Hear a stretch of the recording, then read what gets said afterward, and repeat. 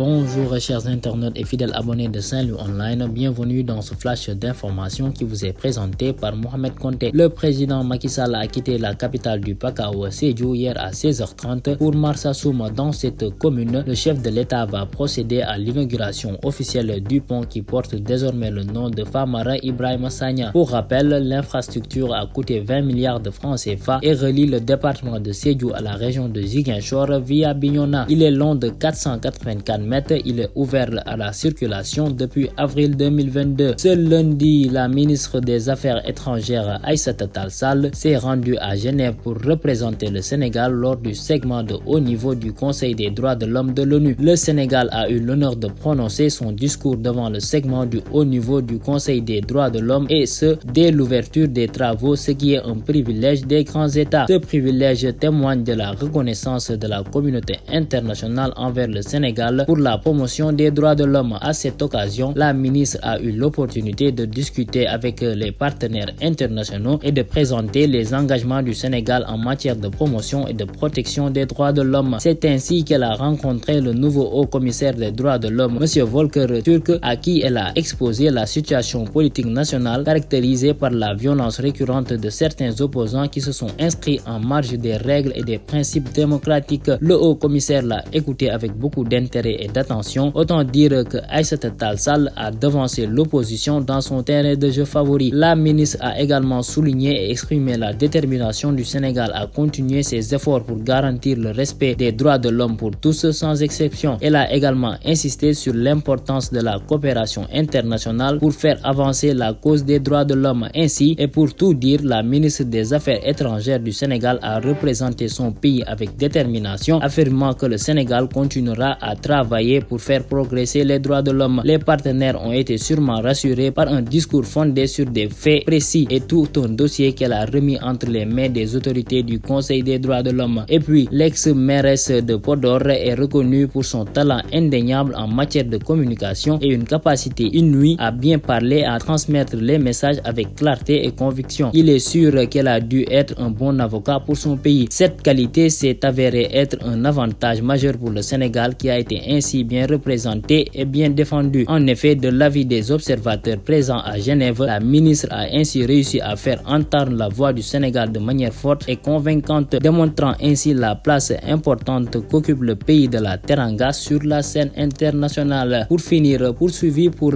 association de malfaiteurs, escroquerie et usurpation d'identité, deux agents commerciaux de Orange Sénégal ont été présentés hier lundi au procureur de la République au tribunal de grande instance de Pikine-Guédiawaye. M. Sao et M. Diop ont été arrêtés par les gendarmes de la brigade de recherche de Keur Massar. Le duo serait impliqué dans un réseau d'escrocs procédant à des activations frauduleuses de puces téléphoniques qui étaient utilisées pour arnaquer d'honnêtes citoyens. Ils scannaient des pièces d'identité à l'insu de leurs propriétaires pour réaliser leur forfait. Parmi les victimes des deux incriminés figure une gérante qui a été dépouillée d'une somme de 200 000 francs CFA. Suite à l'arrestation suivie du déferment de ces agents de l'opérateur de téléphonie, Orange Sénégal, la brigade de recherche de Keur Massar et aux trousses des autres membres de cette bande. Voilà, c'était tout pour ce flash. Restez connectés au programme de Saint-Louis Online. Continuez à liker et à vous abonner. D'ici là, portez-vous bien.